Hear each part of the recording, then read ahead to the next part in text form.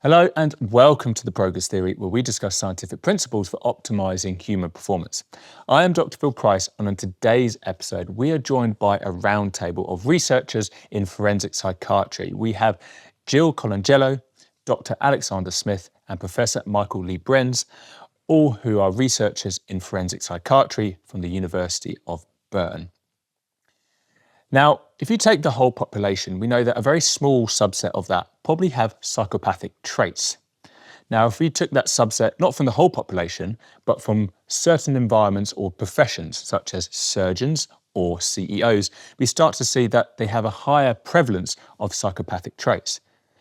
What about elite sport? How prevalent is psychopathy in elite sport?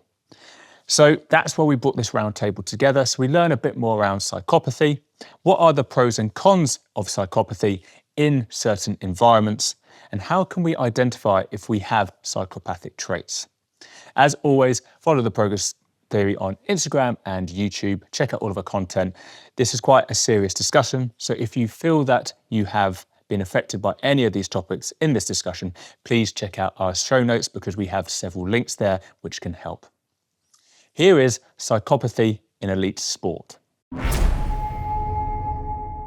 Hello, everyone. Thank you so much for coming on to the Progress Theory. Thanks for having us. Yeah, thanks for having us. Yeah, like I said just before we started recording, this is certainly a first for the podcast. You know, we haven't had a group, and thank you, Jill, for suggesting getting Alex and Michael on board with this because this is a perfect opportunity to discuss something that I feel that is certainly misunderstood and not really talked about that much. And I'm no psychiatrist, psychologist. This isn't my area, so this is going to be a great learning curve for me.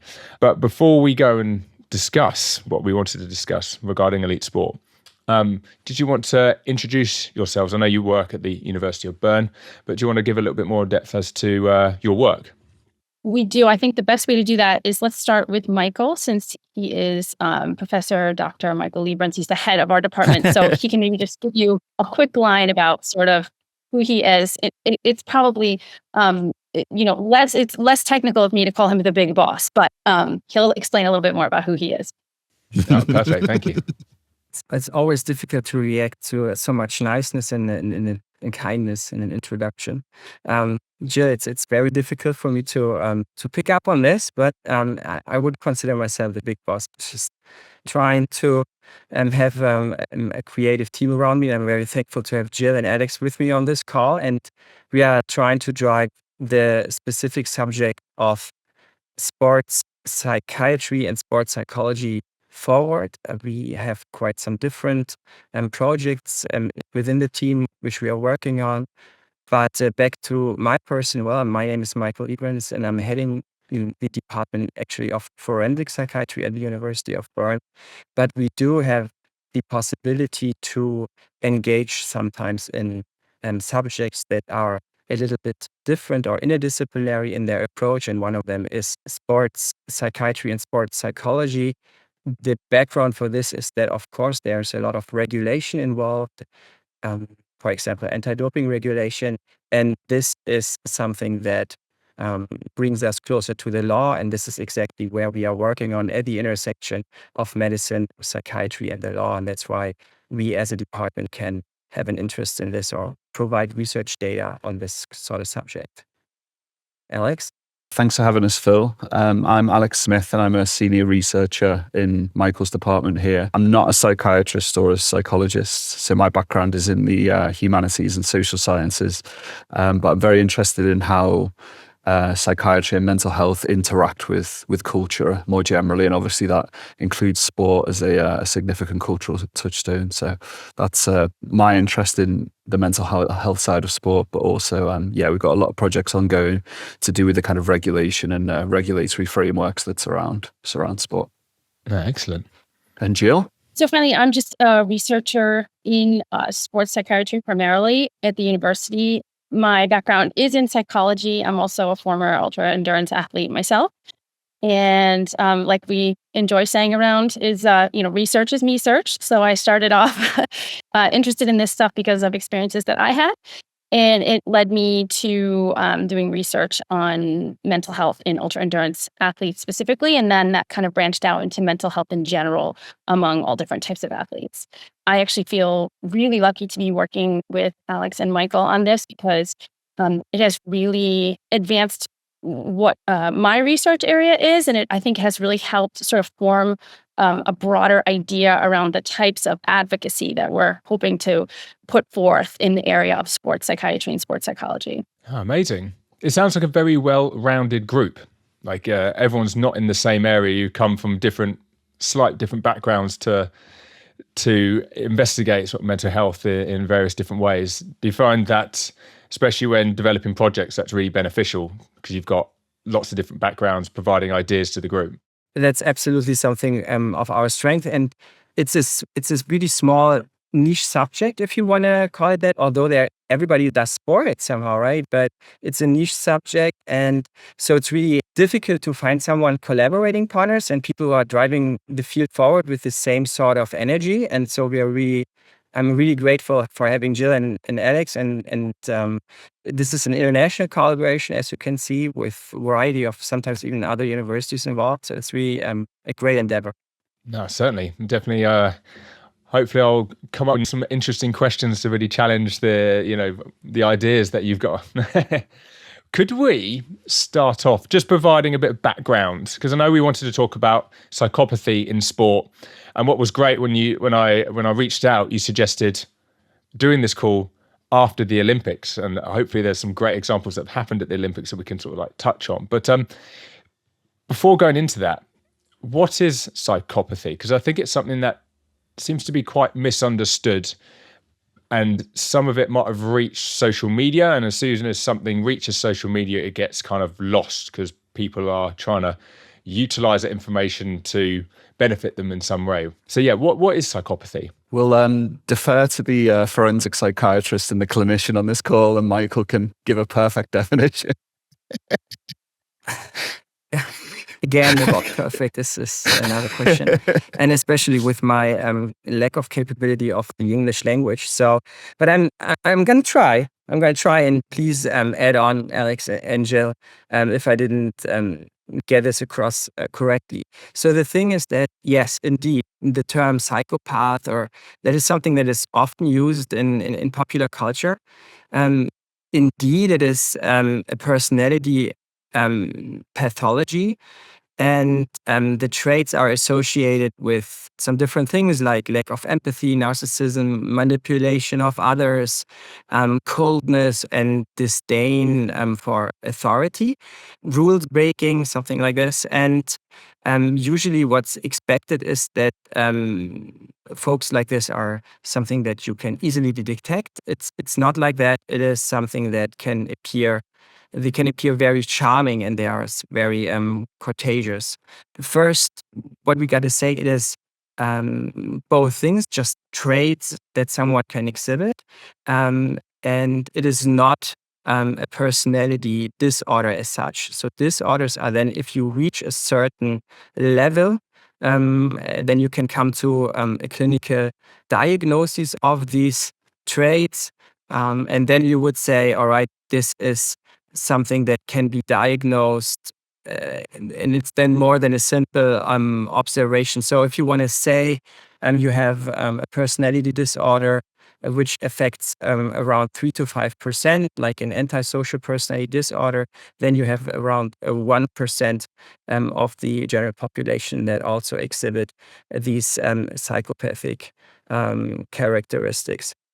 So again, we have to make a differentiation between the traits and the personality disorder, which is then a clinical diagnosis. And when we are talking today, we will probably talk about the traits and not coming to the conclusion of giving an armchair diagnosis, how we would call it.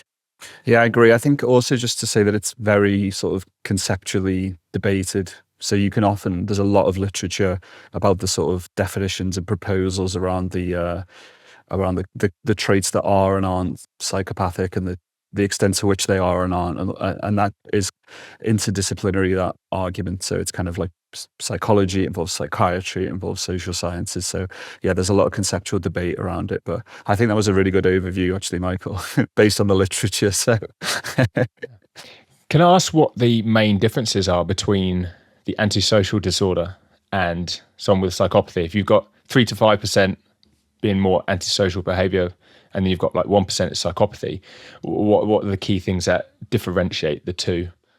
It's a subgroup of the antisocial personality disorder. If you then are, again, if we are not talking about the general population where we can see traits of this, but we are looking then at the clinical diagnosis, then we have people who are have an antisocial personality disorder. And within this group, there are people who are then fulfilling the criteria for psychopathy. That means that not all antisocial people are people with an antisocial personality disorder are very charming. So maybe a good example would be that someone who has an antisocial personality disorder, which is often associated with criminality, it is something like that would be a person that would steal from an elderly lady the handbag, you would just rip it from her hands, right? As an example. And someone who has an antisocial personality disorder with psychopathic traits, psychopath, he would actually make the grandmother give him the handbag, and the grandmother would feel good about it. So there's quite a distinction, but both exhibit a coldness and a lack of empathy. But then those who are having these specific traits can be very charming. That's an excellent analogy. I've just got this image of a grandmother having their bag stolen and just someone like convincing them. I've often heard that those that often have psychopathic traits lead into I've heard that they're quite common in surgeons, they're quite common in CEOs, people that reach the top of big businesses. And I guess, I don't know if it's because certain things that they have to do, they find easier, like cutthroat decisions at the top. Is that actually true? And I guess that's why I wanted to link it to elite athletes, because, there's such a small subsection of the population, elite athletes, because not many people can reach that level. And then, do these traits actually follow them as well? Yes, so I think we have to be careful in two things. We are not talking about then full-blown personality disorders, because they are also then attached with the question of functionality or dysfunction in a variety of social contexts. But yes, it is true. There are investigations that show that in the top leadership of financial industry, but also of academics, we do have a higher majority of these traits, because some of these fields are very attractive in the sense that they play to the narcissism aspect, and they also it is very advantageous if someone has the capability of implementing rules that are that apply for others, but then the person himself or herself doesn't want to follow those rules. That's something that is easily manageable. And then, of course, being very convincing, being very charming, having the capability of engaging and building up networks. That's something which is very important in these areas. And then, of course, which is then the difference between someone who's just a charming and nice person, breaking off the relationships as soon as they are not advantageous for someone else, using someone as a stepping stone, finding out what the person needs, playing basically a character for this person in order to manipulating the other person into giving him or what is required by the person who exhibits those traits. It's always very hurtful for this other person who then feels exploited. But and we see this in studies that people, even after years of being exploited by someone who exhibits psychopathic traits, still tries to rationalize this relationship and still tries to see the positives in something which is so disadvantageous for the person himself. Something that might sort of be interesting to think about is that while we are talking about some traits that may have certain advantages for, let's say, a CEO or even an athlete. If a person is exhibiting traits that are associated with psychopathy, there is no ability to sort of cherry pick and say, well, I'm just going to exhibit the ones that are positive. Once a person is exhibiting any of those traits associated with psychopathy, they will be engaging with the spectrum of positives and negatives associated with those traits. So that kind of, let's say, tenaciousness that we might associate with someone being a successful CEO or a successful athlete. I think we often think of, the very disciplined person who doesn't take no for an answer and all this stuff. We think that that's great, right? And that's maybe a good side of one of these traits. But with that is going to come other things, like, for example, leading into the dark spectrum of things like abuse, or things like, a relentlessness in pursuit of something that could be hurtful or harmful to themselves or other people. It is not possible to remand oneself to one side of that spectrum or the other. The person is going to, for better or for worse, exhibit the full complement of all the things associated with that trait. That leads sometimes to this aspect that is reported that psychopaths do not feel emotions or fear or sadness or love. Are they even capable of doing this? But in fact, they experience emotions, but their way of responding and experience them is just greatly different from the norm. So there's evidence that many psychopaths may have reduced anxiety responses, for example, which then contributes to them making riskier decisions or having less concern about the negative consequences of their behavior. Okay.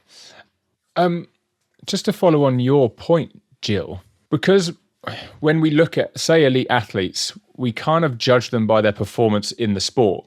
We don't often see their performance or their social circle around the sport.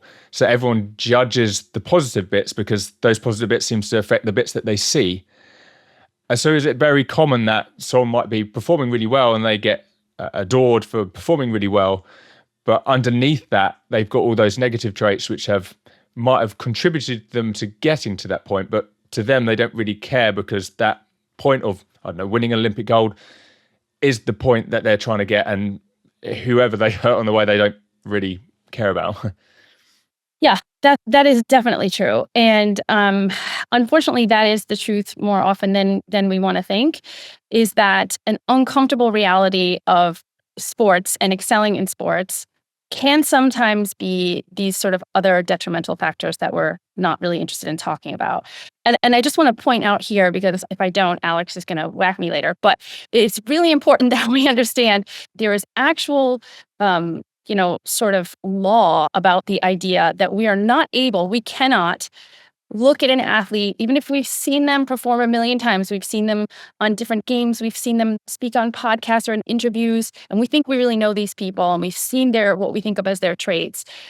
We cannot look at that person and diagnose them by what we are appreciating with our eyes, or what we are watching, or what we think we're gathering from media. There's actually, like I said, there's laws set up against doing this.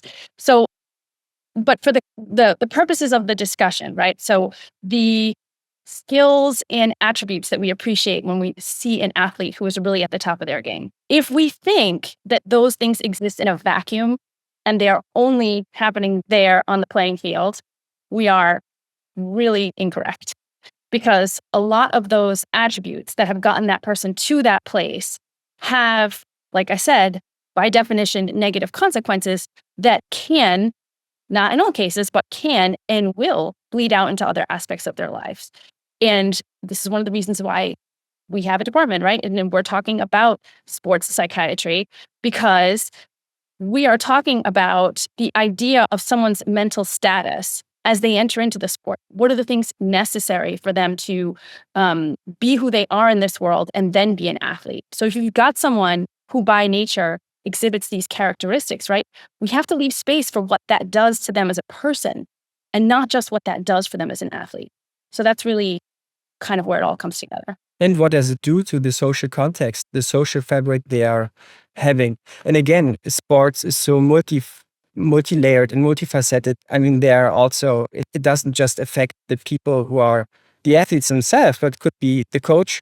So you have people who are coaches and exhibit these traits. Imagine if they are being exposed to athletes usually at a very young age, what kind of detrimental effects this has on the mental well-being of those who are trusting in them and have little life experience at this point, just purely by the age. There is research on obviously psychopathy in other occupational domains, and that was one of the reasons that led us to sport, based on the things that we previously discussed. But I just wanted to flag, because it's probably of interest to listeners, that there's a very famous paper by Scott Lilienfeld. He's unfortunately deceased now, but he basically examined psychopathic traits in the office of the US presidency in historical presidents.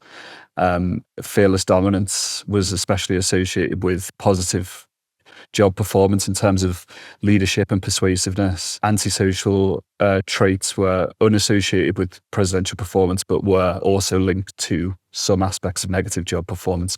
And that's like one of the very salient studies of psychopathy in occupational domains. Obviously, the office of the US presidency, there's kind of no more consequential office. So I think it's just worth flagging that as a very influential paper in the field that kind of led us down this path. Also, branching off of what Michael was saying, is that it is the coaching, can be the coach-athlete dynamic. It can be, believe it or not, there's research on the interaction between the actual athletes on the playing field and the people in the stands, and how their actions influence each other and their behavior.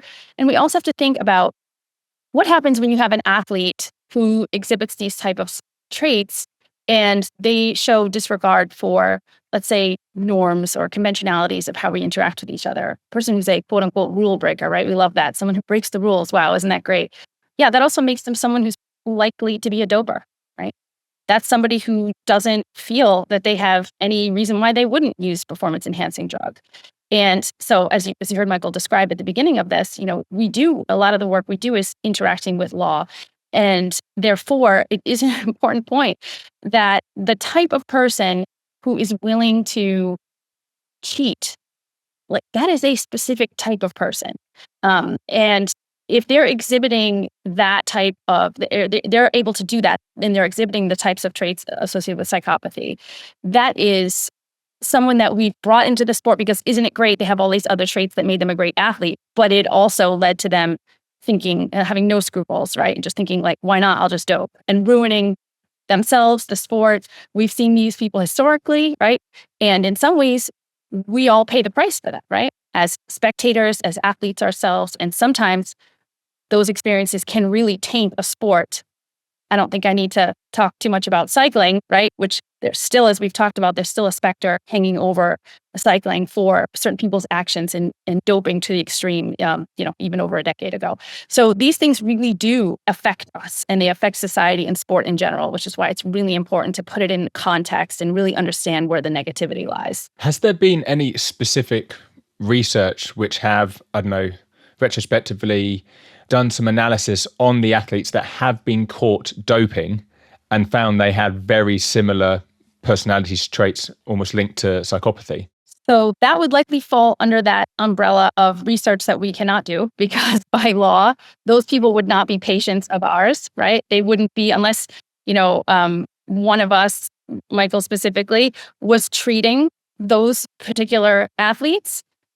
He would not be able to speak on those athletes, nor would any of us, just based on privacy violations, right? The laws are abundant, and that would not allow for that type of discourse to take place. It is an interesting question, though, and I think it's one that, it is important to sort of think about, even just anecdotally, where are those people now? What kind of experiences are they having in their lives? What is the public perception of those people?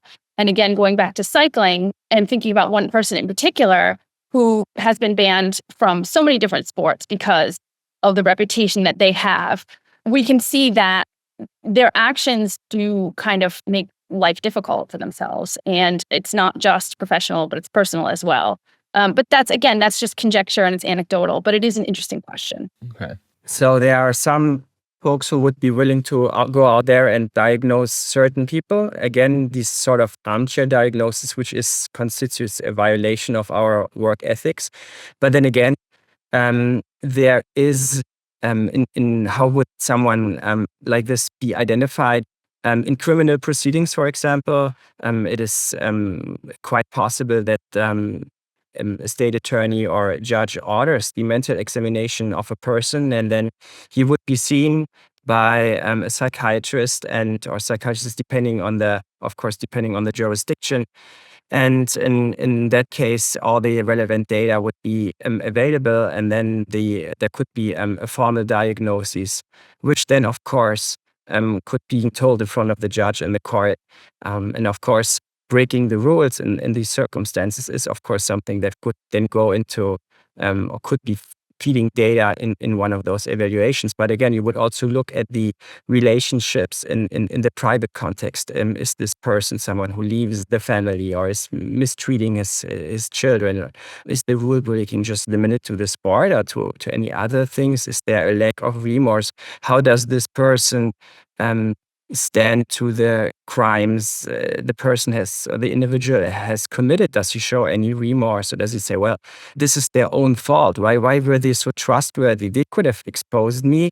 These sort of things, of course, play a role into this.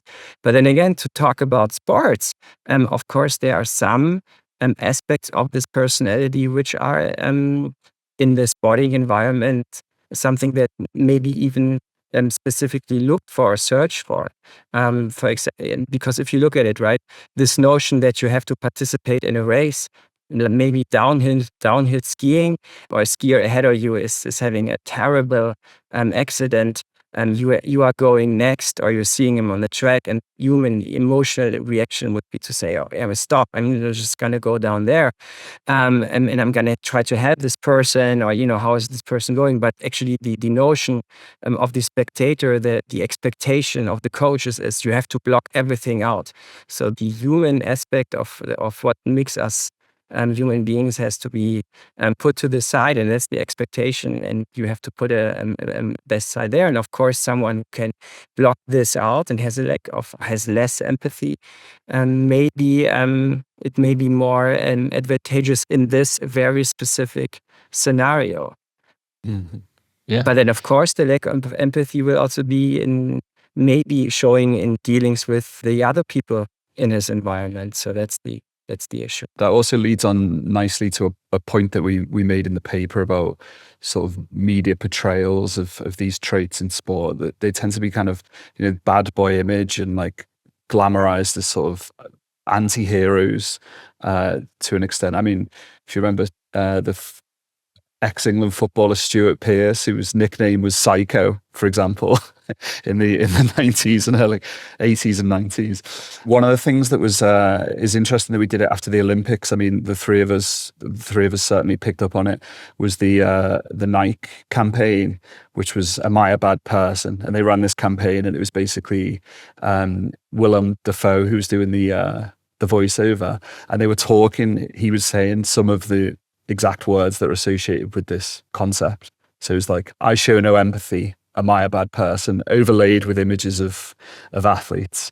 So quite often these traits are kind of glamorized, and again that perpetuates a misunderstanding about the detrimental effects for the individual, but also those around him, and as Jill rightly said, society at large and sport at large.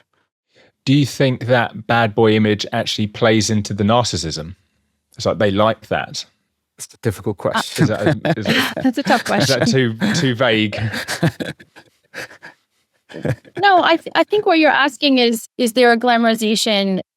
Like, do people enjoy to see other people behaving badly? Is that sort of what you're asking? Not from like other people. I can see why people might see that almost attractive, because I don't know, the bad boy image, they associated with that, they see performance, and that's what they like. I might be able to sort of not copy, but there are sort of traits that they have which I feel like if I had them might lead to an improved performance for myself.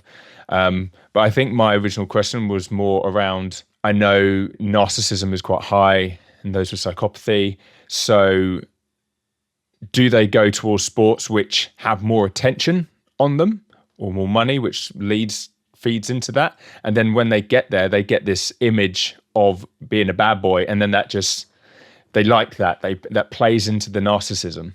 Yes, it does it. That's the point. So it's not just, this is what makes these high positions attractive.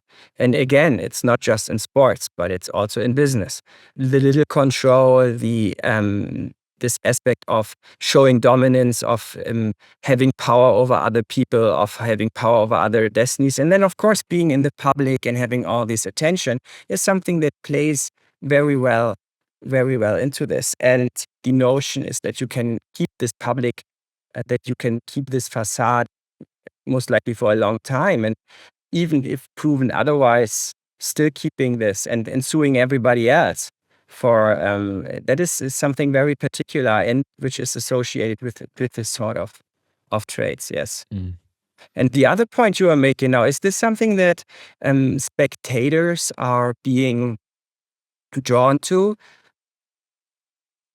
It might as well. I'm not an expert on that aspect, but of course, maybe the ruthlessness people that are not having in their own life, maybe they are looking for this in this situation and cheering for that. But I think it's more this portrayal within, and this is no media bashing, but the portrayal within the media of these traits being something to aspire to is the notion, right?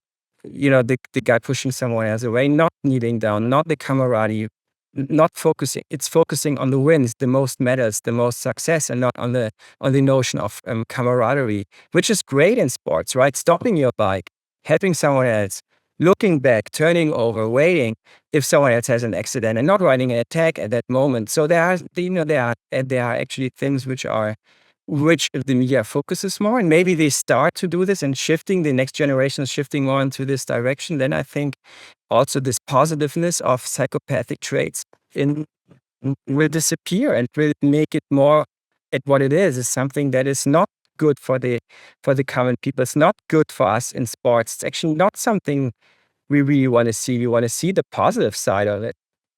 I think that Nike campaign is a perfect example, because I think I would urge people to go away and look that up, because there's a specific thing when it's like, I have a lack of empathy, am I a bad person? And I can't remember what it's either a free throw that goes into the basketball hoop, or it's someone who finishes first, and it's basically directly connecting a lack of empathy with sporting success. And obviously a lack of empathy is indicative of these traits. And if you think about how a lack of empathy could actually play out, and the negative consequences of a lack of empathy, like Michael said, with the downhill skiing, where you just ignore an opponent who's potentially very seriously injured, it ignores a whole bigger picture and perpetuates kind of misinformation about the seriousness and the gravity of actually what these traits can do. I would also like to add to that although we're talking about elite athletes and we're talking about the Olympics and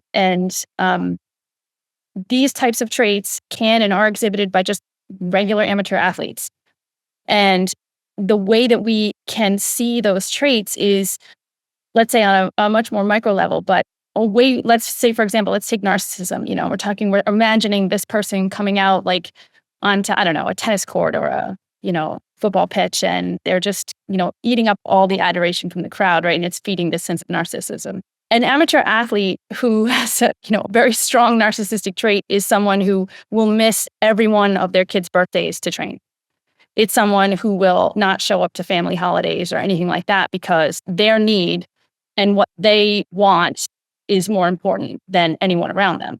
And so when we sort of, as a society, allow for the glorification or the glamorization of these traits, the elite athletes, for example, that spot, and it is so disturbing, that spot. It really is. I cannot emphasize enough how you expect it to sort of turn back or to kind of take its foot off the gas, at some point, and saying, well, I feel like a bad person, but actually sportsmanship is the way to go, Sportsmanship is how especially with the Olympics. Yeah. Olympic spirit, Yeah, because we expect like we uphold athletes as heroes in our society, and with that should be some measure of kindness and empathy and some of the better, our better selves, right, as they say.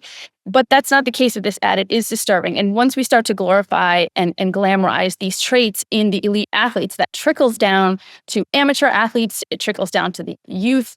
It trickles down in a way societally that somehow now gives permission for people to behave badly in order to achieve what they want. And specifically when we talk about making time for lots of different things in life and having different obligations, it really starts to become very uncomfortable, even within like a family dynamic, when there's one person who is now sucking all the attention and energy because, they are participating in a sport that's taking up a lot of their time. So these things, they seem kind of out there and kind of like, oh, well, this is happening on the world stage. This is happening at the Olympics. No, this is happening at your local triathlon. This is happening at your local, half marathon. It's happening everywhere. So it's important to not underestimate, let's say, the power of these messages, where they come from and where they end up. Do you think this needs to change? Are we heading further than that direction, glorifying that, and really we need to, or the media needs to do a bit of a U-turn? Otherwise, it could lead to dangerous situations. And that might be one for you, Alex, from like a cultural point of view. Yeah, I mean, it's a bit of a juxtaposition, isn't it? And this is why, not to keep returning to this Nike ad, but I was just so surprised about it, because on the one hand, you have all of this increase in sort of mental health awareness in society in general, and especially in the British press, more sensitivity towards mental health, towards psychological issues, towards psychiatric issues in the press. You even see that, sometimes obviously the Daily Mail will reveal itself once again, but quite often it's spoken about in a more sensitive way, and athletes are being, who have been diagnosed with a mental health issue or a mental health disorder, are using their platform to speak openly about it and to kind of dispel myths around it. So that you've got that on the one hand, and then on the other hand, like this, as I said, this advert that is talking about all of these traits, unconditionally associating them with positive sporting success. I felt very uneasy about that as we sit here. I felt like we'd left a lot of this discourse behind, but obviously not. And like Jill said, I mean, I was expecting the ad to change, like at the end, to be like, oh yes, I am a bad person, and actually I've rediscovered sportsmanship and stuff, but it doesn't. Yeah, kind of touching also this question of the results, and if the media glorifies this, this is an issue. On the other hand, we have to say that even like in podcasts like this, if we try to sensitize society for this, and this is actually a strategy that is even applied in this question of treatability, because we as physicians, then if you have a clear-cut diagnosis of antisocial personality disorder with psychopathic traits, it's really difficult to treat this sort of person, because he himself or she herself is not suffering under this. It's usually the environment which is suffering. So what the emphasis is to try to educate, to raise awareness, and to protect those who may be victims of this behavior and of these sort of individuals. And that's something why I think, and what the media can do, not glorifying this, but actually mitigating against the negative effects of people they might be associating with or being exposed to unknowingly, who are exhibiting this sort of behavior, and they are constantly wondering why this relationship turns so foul. And that, again, that comes back to, why we first got into sports psychiatry in terms of the regulatory angle, because as we call for in the paper, there's a lot that like sporting associations could do in terms of no tolerance to abuse, in terms of more rigid rules around these things to protect the sport and to protect the rest of the athletes as a whole. Mm-hmm. Do those with these traits recognize that they have these traits? I'm assuming things happen to the environment around them because they aren't really aware of these traits because they're so focused on what they want. Does that make it even more difficult? depends on the introspection and self-insight of the individual. So I wouldn't say this is a binary, you can't answer this binary, but I think the majority is aware of their capability of manipulating others. That's a conscious choice. Imagine folks who have super antennas for what the other person might need. So they also don't select their victims by chance. They're looking for specific, not just weaknesses, but they kind of play the person this other one needs or is in need of. And that's a conscious decision, because there is a decision and a causal reason for behaving like this in order to gain an advantage. And the advantage can be something as simple as having a great relationship with the officer or the person who's handing out the parking allowance in your company, because having this great relationship gets you a better parking spot. But if this person is falling sick or so, it's not going to be, I don't care. This manipulation can be really subtle, and it can be needed in order to gain an advantage. But the foundation is that there is never, or there's very rarely, a real interest in the other person or the relationship itself. It's designed to gain an advantage, and it's dropped when it's and this relationship is being dropped when it's not for the advantage anymore. And this may be the manager, the coach, the wife, the children. Yeah, and I've noticed over the last few years, especially with technology getting better and also more people are speaking out, are we going to hear more stories about certain individuals, do you think? Let's say sport, but it could be from a variety of different walks of life, but that have not, I don't want to use the exposed, but there's been a number of people where you've seen them perform and you think, oh, this person's great. And then all of a sudden, loads of people come forward about how poorly they've been treated in the past by this person. I'm trying to avoid being like that, like you said, that armchair type of, oh, that person, yeah, must have those types of traits. But do you think that's going to happen more because those that have those traits have got to a certain point, but now people are more open to speaking out about people who leverage that to get to where they get to? From just a general perspective, I don't know that people are well versed enough about the traits associated with psychopathy to make a judgment call on, well, this person is acting in a way that is, they're acting in Machiavellian or they're acting narcissistic, or I don't think that people are commonly aware of those things. What I do think they're aware of, though, and what I do think is a good thing, is that our tolerance for people behaving badly is going down. And we are now understanding the boundaries of what we are willing to withstand in terms of abuse or poor behavior from other people. And there's more people willing to stand up and say, I was hurt by this person, I was abused by this person, I was compromised by my coach, my team, the team doctor, right? We've heard this before. We're hopefully in a place where nor the athletes nor anyone else affected by the behavior of someone who is perhaps in this category should feel afraid to stand up and say something and advocate for themselves. So from that perspective, I think, to answer your question, I think we're going to see more of the evidence of those traits, but I wouldn't say that the public would be educated enough in these particular nuances to know, well, this is a trait that is manifesting itself like this. I think we're going to see the manifestations of those traits. I would have expected this to be happening already a little sooner, because the advances in the field over the last 15 years of psychopathy, or 20 years have been pretty strong in a variety of levels. And also the concept is not brand new, right? I mean, this is something which was already done in the 60s, 70s. It is, for me, very surprising that there is not more knowledge in the general population about this. However, I think this is also part of the aspect that it is so charming to interact with these individuals, that people generally think, oh, this can't be true. This is not how I envision it.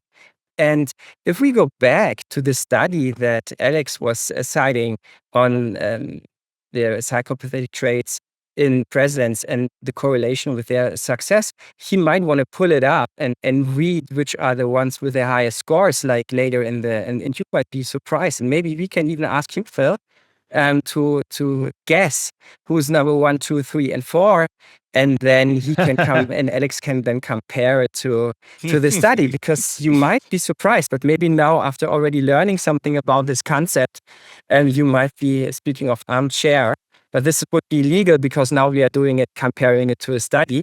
Then you can give your own estimation, and we can compare it and just have this as a little riddle. So I have to guess the American president, which I believe had they got voted that their exhibits the most exhibits the most. psychopathetic traits. Yes, because you can imagine people. The first thing they're going to think of is Trump. Just because he wasn't on there. It wasn't on there. Is it from a few years ago? Easy. Yeah, so it's presidents up to and including George Bush. And it was a study from 2012, and it's a really interesting study, like I said earlier. So it's they basically asked historians to rate psychopathic traits and then compared it to job performance, specifically with fearless dominance. And it's the first one's not so famous, but the second one's very famous. A very famous US president. I think the word you want to think of, Phil, is you want to think about the way that this kind of manifests, and the word that we haven't really used yet, but it's so important because it is the thing that draws us to these people. And, we've talked about sort of like that charming aspect. The word is charisma, right?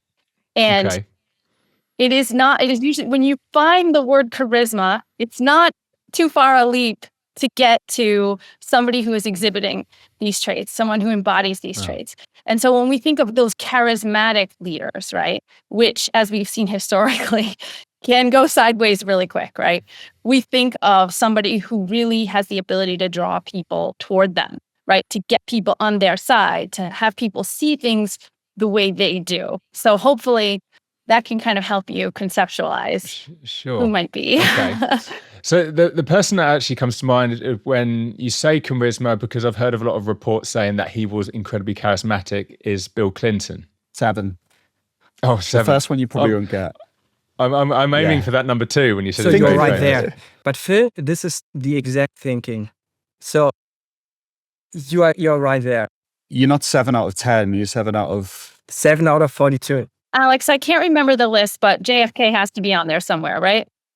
That's the one. Second. That's what I'm thinking. Yeah. So I'll just do it. So yeah, it's Teddy Roosevelt, JFK, Franklin Roosevelt, Ronald Reagan, Rutherford B. Hayes, Zachary Taylor, and Bill Clinton, Martin Van Buren, Andrew Jackson, and then George W. Bush as the top 10. Right. Okay. That's interesting. You said really linked it to charisma, because that wasn't really where my mind was going. My mind was going towards risk-taking to the point where it might actually be negative. So my mind went Nixon because of what he was caught doing. As soon as you said charisma, that completely changed my thinking. I said Clinton because I guess I'm more familiar with it based on age. But then I think of charisma comes sometimes with popularity. So my second one was JFK, just because I knew he was a popular president. So it's interesting that, he was number 2. Yeah, your charismatic leaders, those are your, your team captains. If you're in America, that's the prom king. That's, often the person who really just is like a shining star, which is why it's so difficult to be in a relationship with a person who everyone knows as this amazing talent and just what a wonderful person. And then, you only know them to be an abusive monster, right? And so this is where that kind of inability to see someone for who they are, it's really tough. It's really, really hard to step away from that, to think like, well, this is the public persona of this person. They're amazing. But then behind closed doors, like I said, that's where we recognize, again, the spectrum, the negative and the positive. So yeah, it can be really tricky. It's a really tricky thing to deal with for sure. Yeah. And again, not all prom queens or kings are people who have Yes. just to point this out. Yes, very Again, true. it's a spectrum. People exhibit it. They don't need to have a diagnosis, and they don't need to be violent or criminal to have this, right? So there's just for the general audience, for the listeners, for the audience, right? Not everybody we are mentioning, or not everybody we are mentioning, but for if we are bringing in these examples, it doesn't mean that everybody has this, but there is a higher chance in someone like this than in someone who is always sitting in the back corner and having a hard time engaging with others and being very isolated to exhibit this sort of trait. It's also important to say that just exactly the flip side of that is true. So not every really fantastic athlete is fantastic because they are like murderous in their intent, in terms of their discipline and that they don't have limits or are not rule followers. That's not the case. We're not saying that everyone who's a great athlete, like we should be looking at them sideways, like, oh, well, what's wrong with you? How did you get this good? That's not the case at all either. So both sides are true. And what did you say, Michael? The prevalence is about 1% in the general population, right? Mm-hmm. Yeah, yes, but so then already that for gives the you- full diagnosis, right? So that's full, for full diagnosis, not for traits. Traits are obviously more evenly distributed because. So if this is so disadvantageous for the entire society, why do we have this then in our society? Well, there are genetic traits, and you can immediately see if someone is charismatic, if he has charm, the superficial charm. That is something that can be given further and can enter into the next generation very easily. So it's not. It has these really difficult problems associated with it for the entire society, but for an individual, it may be advantageous. But again, for the majority of those who are having a full-blown diagnosis, it is also something that ends up in a prison environment. And that's why this concept was originally synthesized in this environment. Where they were suddenly aware of offenders who exhibited not just the social traits, but on top of them were really manipulative and charming too. These are the ones then, for example, who sometimes you hear that in the news being reported that a correctional officer was fleeing with the inmate or was having a relationship, starting with a relationship with the inmate. That is something that is usually being then done by individuals who are then manipulating the prison staff because they are exhibiting these traits. Wow. Well, this talk has completely changed how I view elite performance, the idea around the psychopathic trait. This has been absolutely amazing. I know the listeners will love it as well. I'm definitely going to be putting that paper in the show notes and on YouTube so people can find it and look at it in a little more detail. But if anyone has any other questions or want to learn a little bit more about this, where can they turn to? I think not for self-promotion, but I think we did a nice job of our review paper on psychopathic traits in sport, which basically summarizes the existing literature that's out there, and we can send you the link to that. And that's just it's got basically I think 100 citations in the reference list. So I think that's a good place to start. We've kind of done the hard work in terms of collating all the evidence. So yeah. And Michael, do you have any suggestion for folks who are maybe concerned about someone they're in a relationship with, or may need some additional resources or information? Where can they go? I think first, that's a really nice question, Jill. And I really think it's really important for the listeners if they are now identifying suddenly, oh, there's something that may be wrong. Again, it's not a diagnosis, but look for these sort of things. Get more educated about it. And I think if you do use the YouTube and all this kind of stuff, there are people who are really eloquent about educating about be awareness for these sort of traits, and how you can then behave if you are in such an abusive relationship. But again, I wouldn't, because of the countries are so different and the expectations are so different and the possibilities of support are so different, I couldn't comment. But I think first get educated about this and try to figure out. And these people, the individuals who exhibit these traits have the unique possibility of making the victim or the person affected feeling as if it's their fault, or as if they are misbehaving, or if they are provoking these sort of sometimes even physical violence towards them. So first, get ready that it's not you, and have a look about how does this person I'm involved with behave in other relationships? How was the past? How was he behaving in other relationships? So if you are the fifth girlfriend and the four before, you were talking about that they were being exposed to physical violence, it's a very high chance that this is not going to be going away with you. No, certainly. But so any links that you can provide that can help with this, I will certainly put them in the show notes, because there's quite the example you just provided. It's quite a serious situation. So if we can help in any way, we certainly can. Mm-hmm. But thank you so much, all of you. That was absolutely incredible. And I know I'm going to come away from this with a load more questions. So you never know. I may be contacting you in the future to potentially do a round 2, if that's okay. We're happy to talk anytime. We have a lot of work on a lot of different topics. I will say, do tend to not take the popular view on a lot of things when it comes to sports psychiatry. We're happy to talk about any of these things, because they might cause a little bit of they might make a little more of a left turn than what people are thinking about. So we're happy anytime to chat. Yeah, perfect. If it gets people thinking, that's what we want. So, but yeah, thank you so much for coming on. Thanks for having us. Thanks for having us. Yeah.